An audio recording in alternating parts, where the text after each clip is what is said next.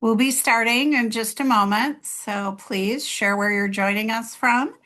And we'd just like an opportunity to let everybody enter the webinar. Thank you. Be with you in just a moment.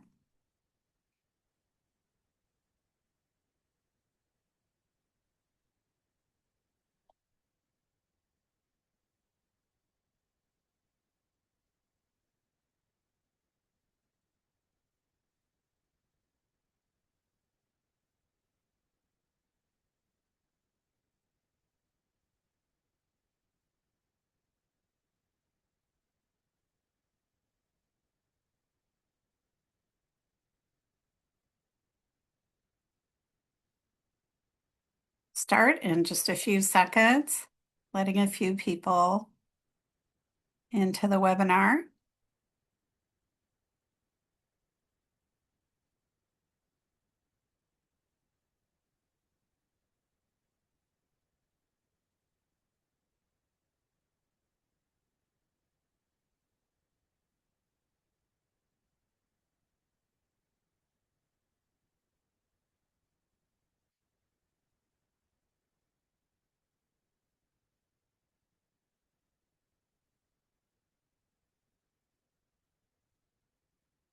And we are ready to get started. Greetings and welcome to the National University Speaker Series.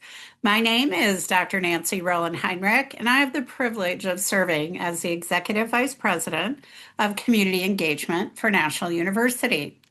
I'm proud to be the founder and host of our National University Speaker Series, which we started in July of 2020. And I am pleased to share that tonight's episode will be the 68th episode that we've had with just a wonderful group of presenters on very diverse topics. Tonight, we also have the honor of bringing back one of our former speaker series and only the fifth person that has returned for a second webinar. All of our past webinars have been recorded, so we will put a link in the chat so you'll be able to check out some of the great speakers we've had in the past. We truly appreciate that you're joining us today, and I know many of you have attended some of our past events, and we welcome you whether you're a current student, an alumni member, faculty, staff, and we know we have many people from the community who follow our series. National University prides itself on being in and of the community, so we appreciate our virtual audience joining us from throughout the country and abroad. So just check out in the chat where everybody's joining us from. We hope that this next hour will be time very well spent with our speaker and our moderator. And I just want to share a few things about National. We're very excited. We'll be celebrating our 55th anniversary. In November, we were founded in 1971 by Dr. David Chagos, a retired U.S. Navy captain, and the mission and vision of the university are very similar today from our inception. We were really designed to meet the needs of non-traditional working and military students, and over this time period, we have accumulated a graduates at 255,000. So a huge global network of alumni. We have more than 50,000 students attending annually, enrolled in more than 125 degree programs, the undergraduate, graduate, and doctoral level. I'm very excited to share that on May 15th and 16th, we're looking forward to celebrating commencement. We'll have three ceremonies at Front Wave Arena, and we'll be joined by about 18,000 people that day. Now it's time to introduce today's topic and our speaker. And today's episode is How Productivity Begins at the End. Very unique title, but you're going to find out why. And our speaker, Dr. Mickey Fitch-Collins, has a very unique professional background with more than 20 years' experience in higher education as well as corporate America. She also has a title that is very unique as a human skills facilitator, as well as a podcast and event host for Learn It. If you look at her background, you will see that she has just a tremendous experience and speaks on any topic from A to Z. Lots of expertise in training and developing people, looking at increasing capacity and performance levels, preparing organizations for change management, and integrating AI into learning design to increase scale and effectiveness. Mickey received her undergraduate degree in psychology and sociology from the University of Wisconsin Stevens Point, her master's from Minnesota State University, Mankato, and her PhD from North Central University in higher education administration. So at this time, I am very pleased to introduce our speaker, Mickey Fitch-Collins. So go ahead and show yourself. And I would like to ask the audience to submit questions in the Q&A if anything comes up you'd like to find out more about, because following the presentation, we are delighted to have Dr. Linda Bloomberg join us as our moderator. And Linda is a very skilled professional. She's a psychologist by training and has a very impressive background in research, consulting, coaching, and leadership development. I'm proud to share that Linda is also a professor at National University. So please address those questions to our speaker. Linda will curate the questions following the presentation. And at this time, let's go ahead and hear more from Dr. Mickey Fitch-Collins as she shares her tremendous insight on how productivity begins at the end. We're all very curious. Mickey? Well, thank you so much, Dr. Roland Heinrich, for that fantastic introduction. And absolutely very excited to be here today. And very excited, of course, the one thing that I do want to note right at the beginning here is Dr. Linda Bloomberg was also my dissertation chair. And so this is a very full circle moment to have her here as a moderator. And yes, we're talking about productivity beginning at the end. And depending on where you're coming in from today and kind of what time zone you're in, you might be at the end of your workday like I am. And a lot of people think that productivity starts at 8 a.m. or whenever it is that you open up your laptop, you start checking your email, you start reacting to whatever is waiting for you. But high performers approach this significantly different. And that's what we're going to talk about today. They make decisions about their day before their day actually begins. Productivity, to be clear, is not about reacting faster. It's about deciding earlier, okay? When you define your priorities at the end of the previous day, what happens is you remove all of the friction in the morning. You're not asking yourself, oh gosh, what should I be doing today? You're executing a plan that's already in motion. And this to me is where the work-life integration stuff comes in. When people say work-life balance, I don't love that, right? But this is where work-life integration comes in. It's also where emotional control comes in. And this is where real productivity starts to become this intentional journey instead of this reactive journey. Because one of the most common mistakes I see all the time is people are relying on morning motivation to create all the structure. But mornings are oftentimes rushed and they're unpredictable and reactive.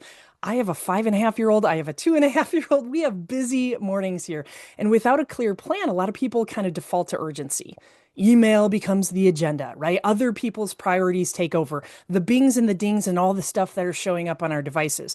And that creates this stress and this feeling of being behind before the day even starts. Okay. And so clarity the night before is what's going to take away some of that pressure. And that's what we're going to be talking about today. Okay.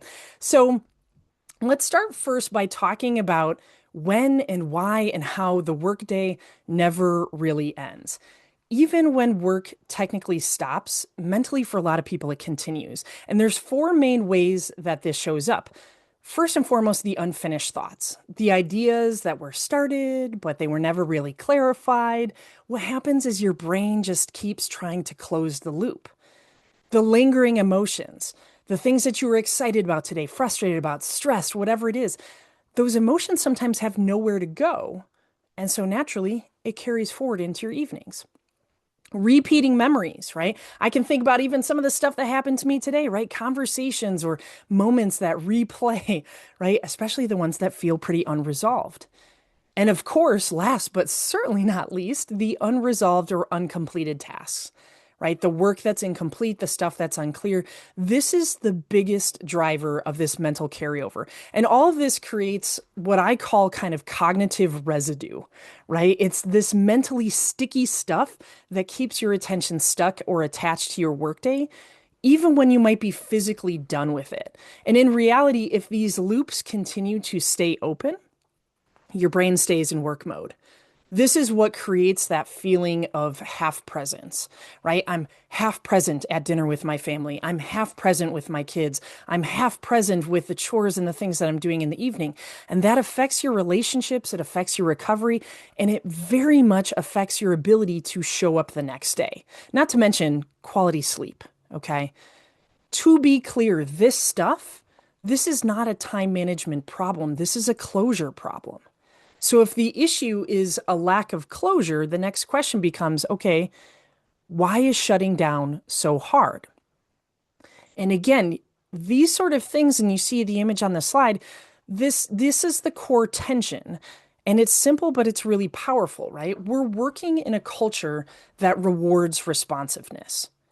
Problem solution, problem solution, problem solution, problem solution. That's what a lot of us do at work every single day. Quick replies are seen as commitment, right? Availability is seen as performance, right? But that same expectation is what blurs the boundaries between your work and your life. When everything feels urgent, nothing actually really ends. And when nothing ends, that disconnection starts to feel really risky, right? This is why a lot of people, and I see this all the time with friends, colleagues, coworkers, right? That people feel hesitant to fully step away because it feels like, well, am I going to be falling behind? Am I missing something? What if I start signaling that I'm disengaged? Okay. And what we know too is that research reinforces this pattern, right? Employees, check that. Yeah, I mean, these are some of the statements from some of the research that's out there. Employees who are unable to mentally detach and disconnect from work experience higher levels of emotional exhaustion, right? What we know is recovery is critical, but people who don't do it are at much greater risk of stress and burnout. When we start blurring the boundaries, things become problematic, right? Again, when detachment isn't a priority, this becomes a huge issue. We have to be able to detach. These are not isolated issues, right? Exactly what I have on the screen. This comes directly from the research from just a handful of studies from just the last couple of years, right? These are signals of systems where the light switch is always on, right? And the mistake in all of this stuff is thinking that this can be solved with some magical willpower, right? Well, here's the news, okay? We are on Zoom. I cannot give you a magical fairy wand to be able to fix this, nor does one actually exist. You cannot out-discipline a system that is constantly pulling for your attention. So what you need to do is to create a proactive mechanism. And the thing that I want to remind people of, okay, is that the core problem is that sometimes people rely on these big motivation moments. I'm super excited to do this. I'm jazzed up. I just read all of these books, right? Motivation is finite. For a lot of us, it feels really strong in the morning, but that can be a very fleeting emotion and it depletes and depletes and depletes, right? By 3 o'clock, by 5 o'clock, right? After you have navigated hundreds of decisions, you've solved a bunch of problems, right? Your willpower is totally exhausted. So relying on motivation to disconnect from work is relying on, willpower to resist the delicious looking dessert, right? I don't know about you all, but that doesn't work for me, right? It's a recipe for failure. And that's the big distinction, okay? Motivation is emotional in this regard. Preparation is mechanical, it's operational. Preparation removes the need to decide in the moment because what you're doing is you're replacing it with structure, okay? If you think about the image that you see on the slide here, right? everything starts feeling like downhill movement, right? If you think about boulders cascading down the mountain, right? They're not moving because of effort or motivation. They're moving because the system around them is doing the work. Gravity creates that motion. That's what a well-designed system does, right? Without a system, you end up feeling like you're pushing the boulders up, up, up, up, up the hill. But if you have a system, the behavior flows naturally in one direction. And so, again, the core idea here is that you don't need more motivation. You need a system that's so reliable that motivation becomes irrelevant. And that's where we land ourselves with the shutdown sequence. Okay. This is a simple and repeatable system that every single one of you, okay, there's almost 100 of us in this room right now, right, that every single one of us can build. This is something that each of us can do at the end of our day. It's going to look a little bit different than what one person might do or another person, but at its core, okay, this is the last 20 minutes, the last 30 minutes, it could be the last 10 minutes of your workday. And this isn't about, okay, well, let's just quick wrap up some of these tasks. It is a deliberate transition from your professional self to your personal self. Without this, what happens is most of us drag our bodies and our brains across the finish line. Those work thoughts, again, they bleed into dinner. They bleed into conversations. They bleed into bedtime. The workday might end for you physically, but it doesn't end for you mentally. The shutdown sequence changes that. It's this clear, intentional close to the day. You're not just stopping work, you are completing it. And that completion is what allows your brain to let go, right? It's what allows your brain to release it. It's what allows you to separate and detach. And detachment is a really, really healthy term here, okay? So when we're talking about this, naturally, the word that I've used a couple of different times is intentional, intentional, intentional, right? Intentional is the difference between I'm so busy and I'm busy being purposeful. Okay. Most of us, there's not a single one of us, right? If I had a Zoom poll up right here, there's no one in this room that would say, oh, I'm pretty short on activity. I'm sitting around and hoping that more people would invite me to more meetings. Gosh, I wish I would get more emails. I wish that I would get more Teams messages or Slack messages. I wish I got more bings and dings on all my devices to distract me to no end, right? Most people are not short on activity.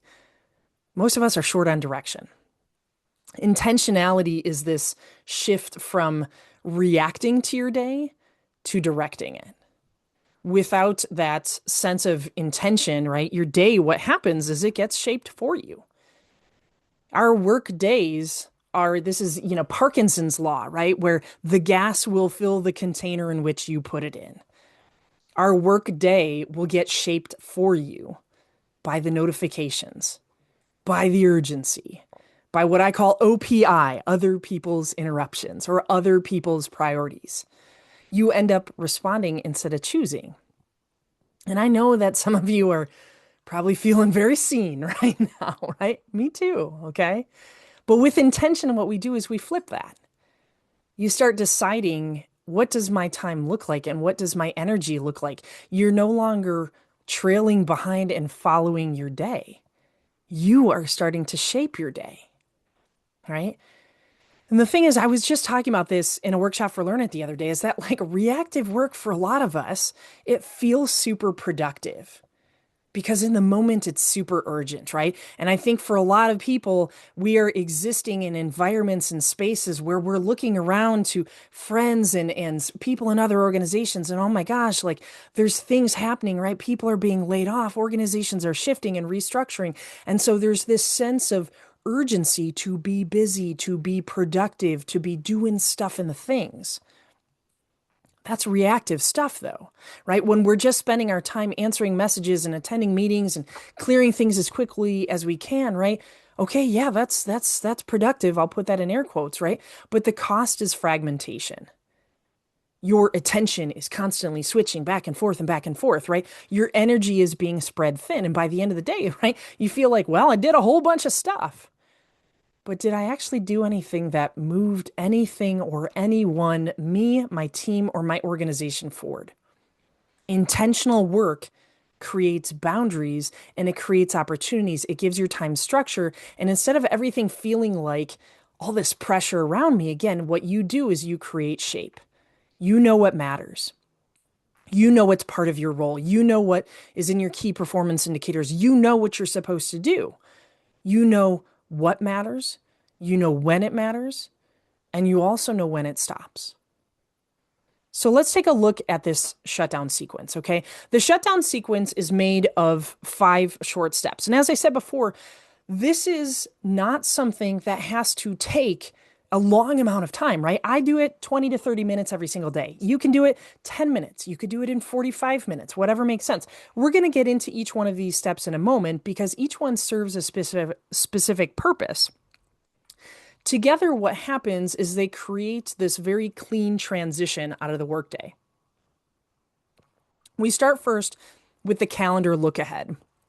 This is critical because it removes the uncertainty about what's coming next. Okay.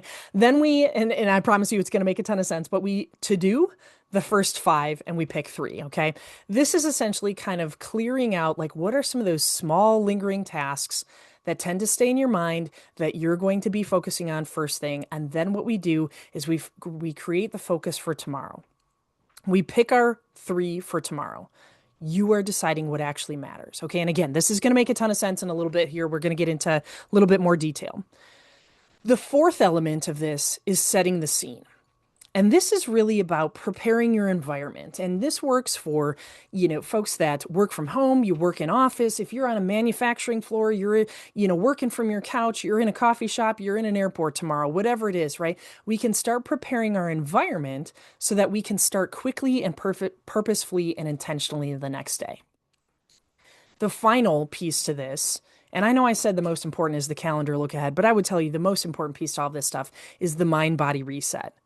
This is what we do to communicate from our brains to our bodies to send the signal work is done, both mentally and physically. Individually, step by step, and I realize I'm looking off to the side. My slides are off to the side there. But individually, step by step, these are the things that are relatively simple.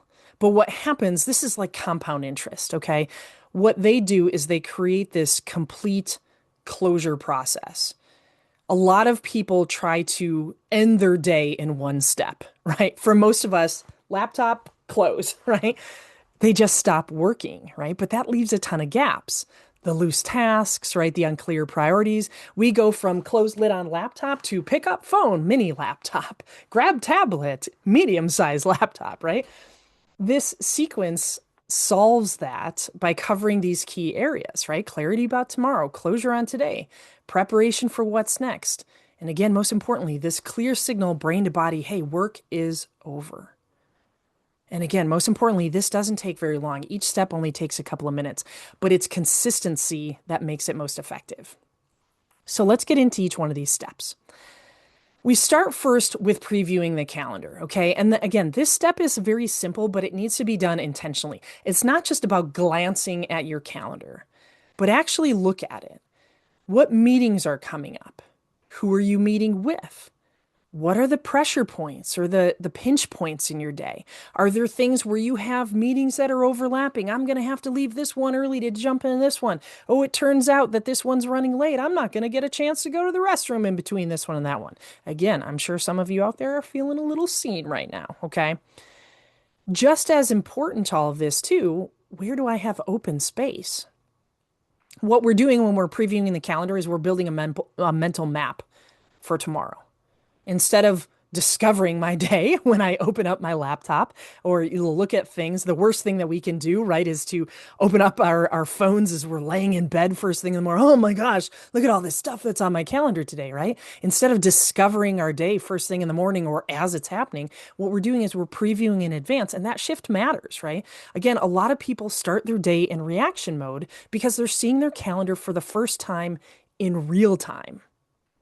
And that creates immediate friction. That is rough sandpaper, okay?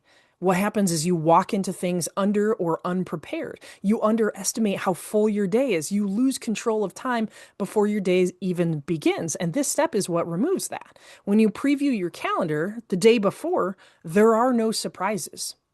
You already know what you're walking into, which for 99% of us, that will reduce anxiety and that will increase confidence. This one habit alone, if we just took this one, right? This one habit alone means that you wake up not feeling behind. You start the day with awareness, okay? And that awareness allows you to be intentional about things instead of being reactive. The next piece, I combine steps 2 and 3 because this is really how they function for me, okay? There's two parts here, and they serve different purposes, but they're kind of the left hand, right hand for me, okay? First is the first five. This is the first 5 tasks that you are going to tackle in the morning in order. Not the most important things that you need to do tomorrow, just the first 5 things that you're going to do. And I use Microsoft To Do for this. And so it's very easy because everything that I do, literally everything for me, I assign it, I put it in Microsoft To Do and I assign it a due date, even if nobody else is telling me a due date, right? And what I do is I line that stuff up and it becomes part of the My Day feature, okay? This removes any sort of cognitive, ick for me about deciding what do I need to do, which one comes first, all of this sort of stuff. For any of you in the room that are my fellow morning people, what we know is that our sharpest energy comes first thing in the morning, right? For those of you that don't identify as morning people, that's okay. I love you too. All right. But what we know is that if we start things off in a positive way, we're building momentum. Okay. And so we can use that for execution and doing this stuff instead of figuring this stuff out. So that's the first five. 5 things, the first 5 things you're going to do in order, boom, boom, boom, boom, boom. I don't have to think, I just do. Okay. That starts building momentum for me. The other thing that I do is I figure out what are my 3 priorities for that next day. And these are those bigger picture sort of things, right? The work that needs to not faster, move forward no matter what. The projects that need to be attended to, the relationship that needs to be nurtured, the meaningful touch points that I need to have with other people, the messages that absolutely need to be done, whatever it is. When we do these 3 priorities, this is the signal to my brain that says, hey, don't lose sight of that signal amidst all of the rest of the noise, right? Our workdays have a lot of noise in them, right? And if I have these 3 clear priorities, and by the way, they don't need to be huge, right? Like impact the organization in an insane way today, right? Like it's not like that. It means just the 3 things that you need to stay clear on. We don't want to lose the signal of those 3 things in the noise of the rest of the day. These 2 things work together because, again, the first 5 drives momentum, right? You are coming out of the gate first thing in the morning and you don't have to think about what you're going to do. You don't have to decide or anything like that. What you do is you just do. The 3 priorities protect your direction, right? One of these is about starting well. The other is about finishing what matters. And what happens is the combination of 2 of those things creates a ton of clarity and a ton of focus, right? And that is a pretty, combination, amazing combination that we can't really operate without if we're really trying to boost our productivity, okay? The next part of all of this, step 4, is setting the scene, okay? And this is about preparing your environment for tomorrow. I love this stuff and I love talking to people about this stuff because this is where we're starting to think about what are some of the barriers that slow you down in the morning. Now, I might get some flack maybe from some IT folks about this, but I don't ever shut my computer down. I mean, I shut it down over the weekend, right? But what I do is I open all the tabs that I'm going to need, right? Whether it's tabs in my browser, documents, spreadsheets, all of this sort of stuff, load that stuff that you're going to be working with on that first 5, right? Because if I've named those first 5 things, but I don't have that stuff all ready to go, oh man, I'm going to take the first 10, 15 minutes of my workday. Okay, where was that spreadsheet again? Which file was this in? Which SharePoint? Oh my gosh, like where did I even save that? Right? I'm sure I'm speaking to some here right now, right? So to me, I leave my computer ready. I get everything set, even for the big rocks, like the three priority sort of stuff. If there's things that I know these are big moments during my day, I facilitate, 2 hour workshops every single day, a couple of them usually, sometimes three, right? So I pull all that stuff up. I have my slide decks, I have my handouts ready, I have these other things, right? So it's about leaving your computer ready for you to use it in the best possible way, right? And if you're not directly on a computer, you're doing something else, right? It's thinking about what are the physical resources that I need to have to be able to jump right into that work. I also think, and this is incredibly important, is to make sure that you have things like your snacks, your drinks ready to go, right? What you can't see in front of me, though, is a myriad of high protein and high fiber snacks that I keep in front of me because I have to be 10 out of 10 energy all day, every day. I don't want to be searching for a snack. I don't want to be reaching for, oh my gosh, I have an empty water bottle. I keep a 1 gallon water bottle next to me at all times. I don't even have to get up to fill that up, right?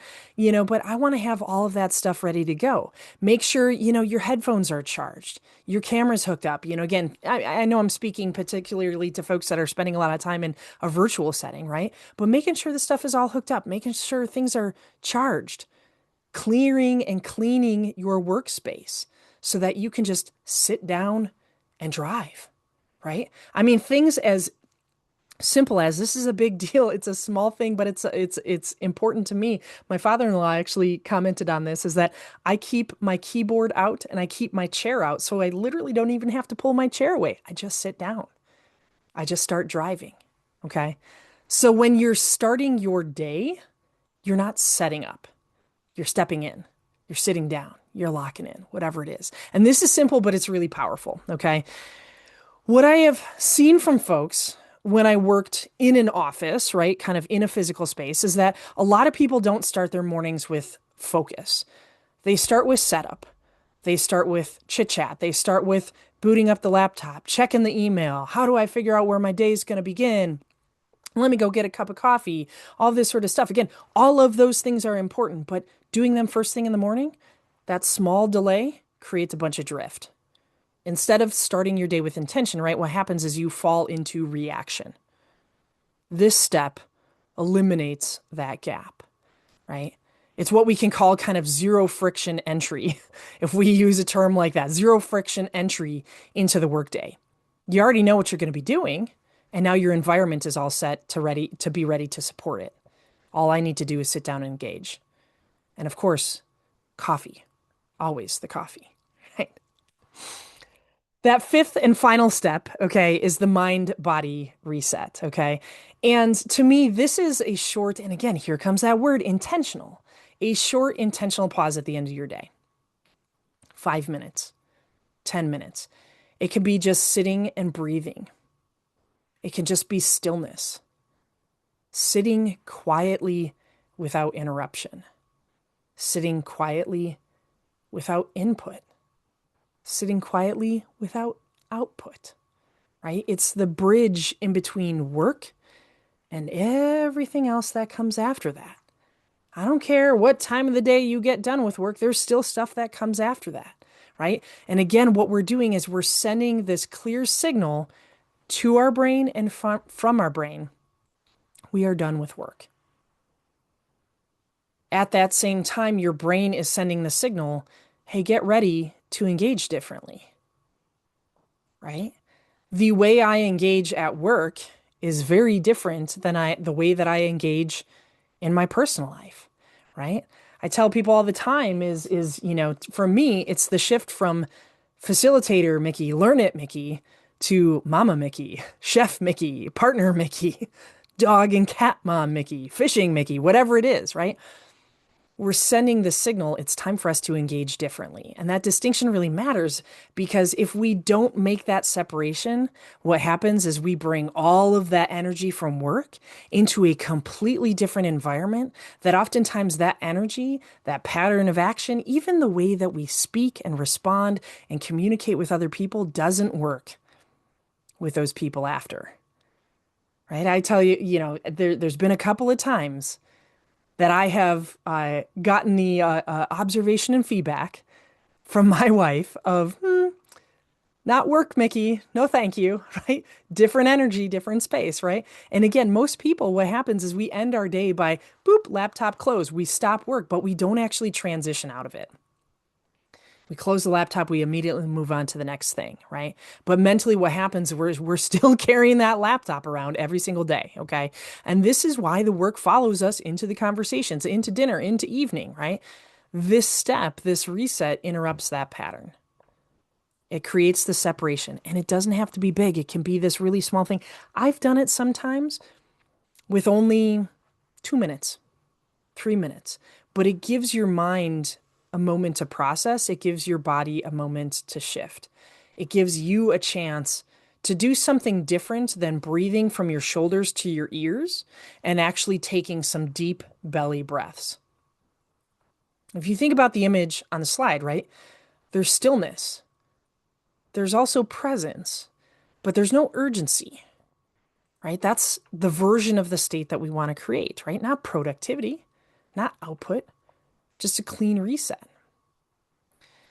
And I will tell you, there's a number of different things that change when you do this. Okay. I have been doing this now for a little over 3 years in a very consistent sort of way. And as a person, as a professional, as a partner, as a parent, this has shifted a lot of stuff for me. First and foremost, you become so much more present at home.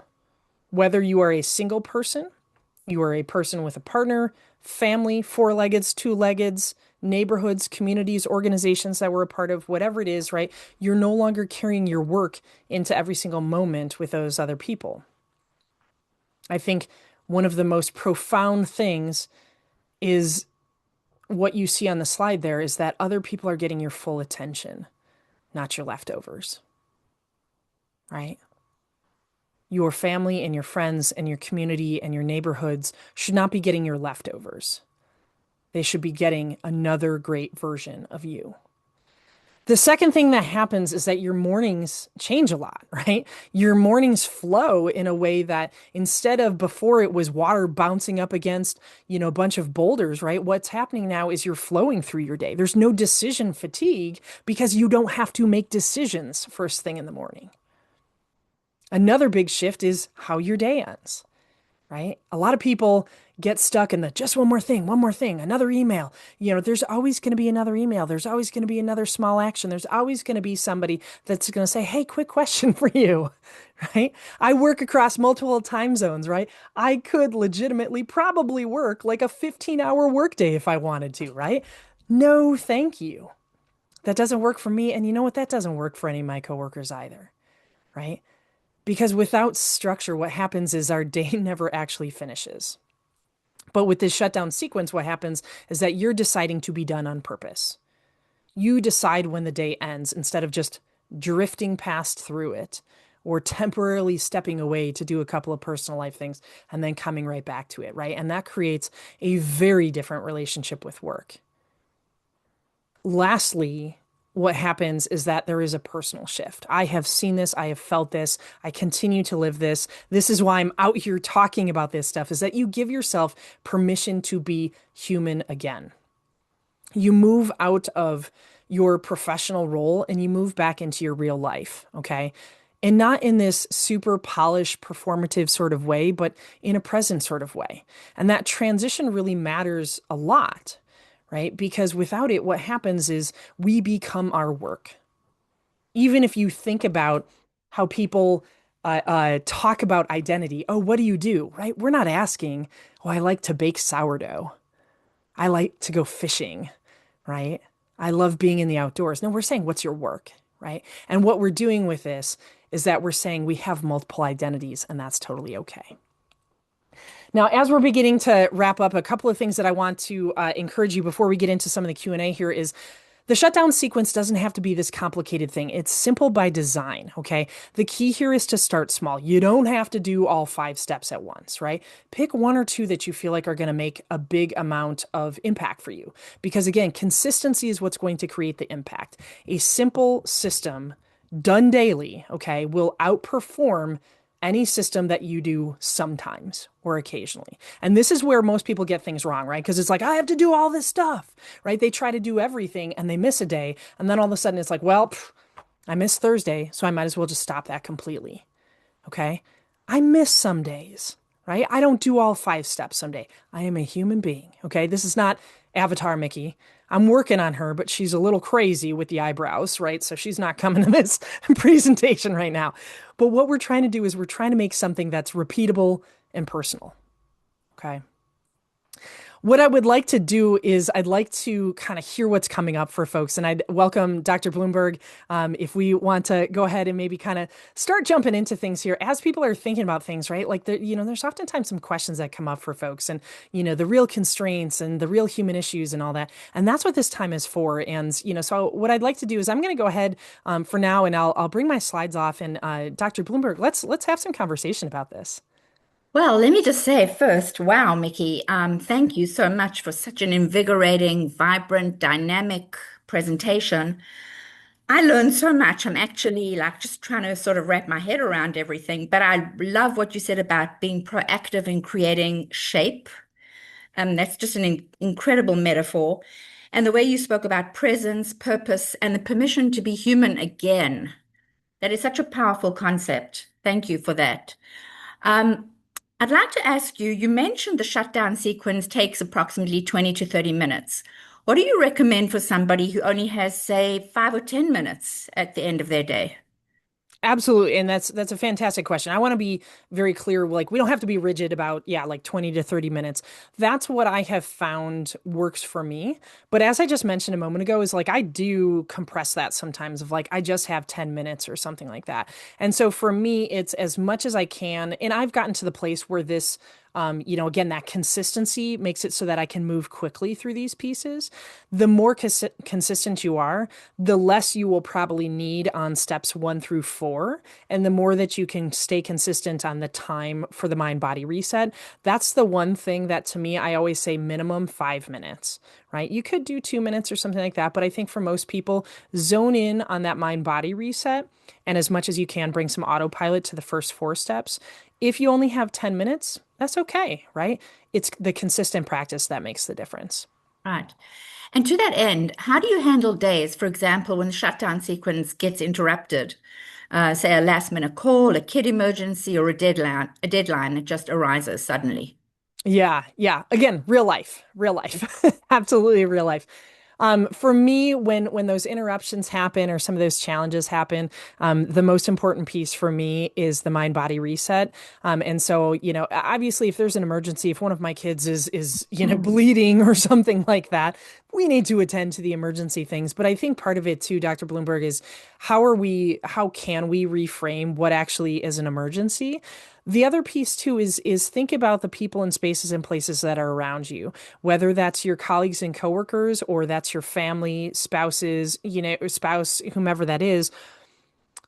Let them know about this and establish boundaries as much as you can, right? Emergencies happen, to be clear, and we need to be responsive to that stuff. But if we can let those folks know, listen, this is protected time for me, and we really need to be very clear, like unless something is absolutely dangerously in a critical state for the organization or somebody is bleeding or something like that, we need to be, I want to be very protective about this time. And again, if it's only 10 minutes, then it's only 10 minutes.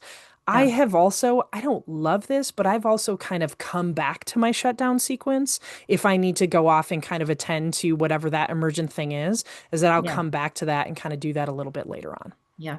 Thank you. Thank you for explaining. This is an interesting question as well. How do you reconcile shutdown sequence with hobbies that can be a side hustle as well? Yeah, yeah, absolutely. Yeah, we are in the world now where we're all rocking and rolling with side hustles and side projects and stuff, self included, right? Um, I think the biggest thing for me, the shutdown sequence applies to those stresses and pressures and containers that is the primary gig, right? The hope always is that whatever that side hustle or side gig is, that is something that is energy giving and that charges the batteries and also feels optional, right? Not that work shouldn't feel like, I wish I could say that we all have, oh yeah, work is optional. It's not, okay? I mean, real life.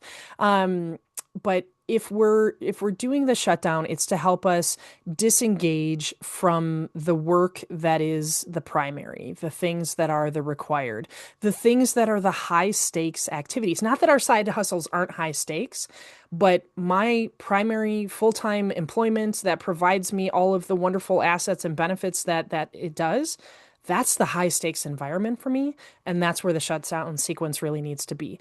The side hustle, side gig, passion project stuff should be stuff that feels, albeit it can be stressful, but it should hopefully feel like it's optional and also a bit more life giving and recharging if we're going to do that stuff like in the evening or secondary shift stuff. Right. Thank you. What if one's partner always wants to talk about the workday after work? Does this interfere with a shutdown? Yeah, yeah. That's a good question. And I will tell you, I have a little bit of a biased response because my partner is a psychotherapist. And so she's very, very good at boundaries and, all of those sort of pieces. I think for each one of us, we have to we have to know where we can be and where we can't be. Um, just because a person wants to talk about work with us doesn't mean that we need to talk about it with them. And that might sound rude or closed off, but really, actually, what I'm talking about is we can listen deeply to another person. I mean, if you think about the core definition of active listening, right? Listen to understand, not to respond or not to reply. I can be an incredibly good, present and engaged and empathetic listener. And that doesn't mean I have to share anything about what's going on for me. In fact, the best listeners are the ones that do just absorb those things and paraphrase those things back for their own understanding, not because they're trying to add something back. So for me, part of it is establishing listening and conversation doesn't always have to be two directional of like, oh yeah, let me tell you about what happened during my day. The other thing too is our willingness. How willing are we to have a conversation with our partner, with our kids, with, neighbor, whomever it is, to say, listen, when I'm done, I want to be done, right? And it's important to me that I can be here and not there. And sometimes, even with the best of Hmm. intentions, we still have to remind ourselves of that too, right? Like we still have to say, like, no, no, no, no, I let go, right? We might have to re-let go to do that. Right. Thank you. How would you sustain a shutdown routine when energy is low at the end of the day? Could some of this work be done midday, for example, for the next day? Um, I think so. Yeah. The challenge of doing something midday is that there's still some of the rest of the day to do. And when we're starting to shut down, the whole purpose of the shutdown is to kind of create that intentional fissure, right, between work and personal. Um, I am a big morning person. And so the end of the day, the work day, this probably is hard for people to believe because I'm at the end of my work day right now and you're like, this is you low energy, Mickey. But yes. Um, I think it's actually the best time to do it because this doesn't feel like the heavy cognitive load. I'm not solving problems and making decisions and balancing the big weights of the day. And so it does actually work well for the low energy because what it is for me is it's that intentional preparedness Mhm. rather than the having to do the work that is the strategy, that is the execution on the goals, like all of that. And so I think the end of the day to me is truly, if we're truly going for a shutdown, it needs to be at the end of the day. Now, could you do things to help get yourself faster through that process at the end of the day? Absolutely. Simple things. And again, these are very simple and small things, but like the snacks, the beverages, the setting up the coffee pot, the making sure that your documents, that sort of stuff, absolutely, you can do those things. Yeah. Thank you. Somebody asked for an example, a real life example of how one could manage their time during a financially stressful period. Would that be something you could speak to? Managing time during a financially stressful period. Yeah. Um, I think, without obviously in this type of setting, we're probably not going, we're not going to get into some of the particulars of that. But I think the biggest thing when I think about time management, there's two particular pieces I always focus on. Time management, it's very easy for us to say time management is about time, but time management actually is about priorities and energy. Like that's what we're managing, right? Like time is a finite thing. Like we don't get any of this stuff back, but what we do have is the renewable resource with which is our energy and priorities, which are things that we can move up and we can also move down. And so when I think about being in difficult financial situations or financial times, I also think about locus of control. What is it that I have control over and what is it that I don't, right? Because there's probably a lot of different things that are completely outside of my control, or there are things that have a long game associated with them, debts, investments, whatever those types of situations might be. Some of that stuff I can't do something about today. Yeah. And while I don't want to say, oh, don't think about it at all, right? Because like ignoring something or brushing it under the rug isn't helpful, but it is helpful for us to place it on that locus of control of like, what can I actually do something with today versus just ruminating on that thing, which Mhm. is not going to help anybody. Right, right. You talk about transitioning from your professional self to your personal self. How would you define that boundary, especially for people who work from home? Sure, sure. I am a person who works from home. So yeah, I have my commute is about 20 steps to a staircase and then a 12-step staircase. I can hear my kids upstairs. Yeah, I work in the basement and I can hear my kids running upstairs. And so yeah, absolutely. I think that one of the things that I miss the most about working in office is having that commute to be able to do some of that separation. And I think when I first started, this was a long time ago. Actually, it was when I first started on my PhD. Was that was the first time that I worked remotely, and I didn't have something like this to help create that boundary in that system. I think the shutdown sequences I visit with folks and coach folks is I think that this is actually probably even more critical for those of us that work from home or when you're working a hybrid schedule or working from elsewhere, to create a little bit of that space and distance because it's so easy to just close laptop, walk upstairs, boom, here I am back in family life. Yeah. But there's still a sense of preparedness, right? And we hear that all the time from folks that go from working in office to working remotely. So I would encourage folks, anybody who's out there, whether you're on a hybrid schedule or fully remote, I would encourage you to think of this as even more of a priority to do than those folks that work in office. Yeah, that makes a lot of sense. Mickey, the research you cited mentions emotional exhaustion from not being able to disconnect. Do you think this affects some personality types or roles more than others? Oh, for sure. For sure. Yeah. I mean, a lot of this, um, the undercurrent to this is factors like resilience and grit, and those have everything to do with what resources do we have at our hand, right? If we're already feeling low resourced and that we don't have time, we don't have energy, we don't have money, we don't have support, whatever, our ability to be resilient is going to be very challenged. And so in those environments where we're trying to get after this concept of disengagement, of disengaging from work, if I can't do that stuff and I continue, again, I'll use that word rumination that I just used before. If I continue to ruminate and dwell, or just a few more emails, or what I see from a lot of folks is, well, I'll just jump back onto my computer after the kids go to bed at night or something like that, right? What this does is you're just relighting your candle for the day and you're re-engaging yourself. And recovery, I mean, this is the thing that people don't realize is rest and recovery is just as strategic as all of the rest of the strategic work that you do at your job, right? None of us is getting any younger, right? And I would argue that most of our work is not getting less difficult. And so the role of rest and recovery is probably even more important. And so, yes, will the burnout go up? Absolutely. Will stress go up? Absolutely. Are certain types of people more prone to challenges with this? Yeah. It all has to do with what are the tools that we have in our tool belt, what are the resources that we have at hand, and how accessible are those resources for us to use, right? If I have a fantastic support network, but I don't ever reach out to those folks and I don't ever tell them what's going on, how can they possibly support me through difficult and challenging times? Right. And I think the next question that I was going to pose, I think you've actually answered most of it, but maybe you'd like to add to it, is what is the biggest mistake people make when they first try to implement a shutdown sequence? Is there anything that you could add other than what you've already explained so clearly?